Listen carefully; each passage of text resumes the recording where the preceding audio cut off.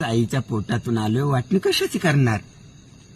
पण वाटणी व्हावी असं आतमध्ये दरवाजाच्या बाजूला उभ्या राहिलेल्या दोघी जणी आहेत. त्यांचं म्हणणं आहे की ही वाटणी झाली पाहिजे.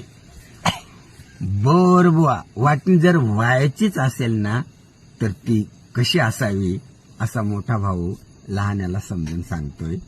खूप प्रेम आहे एकमेकावर, खूप जीव आहे आणि एकमेकाला विसरून आपलं चालणारच नाही असंही त्यांना वाटतं. मग ती वाटणी बघा कशी आहे.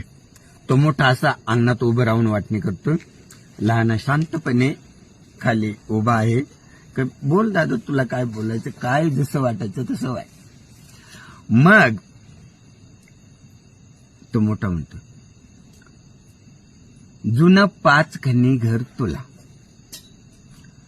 जुनं 5 खणी घर तुला, 93 खणी घर मला. तुझी मुलं लहान आहेत, आई तुझ्याकडे राहील. तुझी मुलं लहान आहेत, आई तुझ्याकडे राहील. माझं घर 8 बाजूला, मला कामावर जावं लागतं, कधी कधी रात्रपाळी असते, म्हातारा माझ्याकडे राहील. ही आई वडिलांची वाटणी नाही बरं. दोनही घरं त्यांचीच आहेत, पण हे आपलं आतल्यांच्या सोयीसाठी.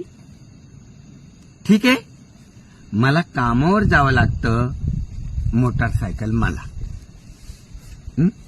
तुला शेतीची कामं करावी लागतात, बैलांसहित बैलगाडी तुला. ठीक आहे. आता अजून एक, आपण दोघं जिवंत असेपर्यंत तू मला आणि मी तुला. आपण दोघं जिवंत असेपर्यंत तू मला आणि मी तुला. तुझ्या दुखण्या खुपण्यात माझी मांडी तुला. तुझ्या दुखण्या खुपण्यात माझी मांडी तुला. मी मोठा आहे, अगोदर गेलो तर तुझा खांदा मला. मी मोठा आहे, अगोदर गेलो तर तुझा खांदा मला.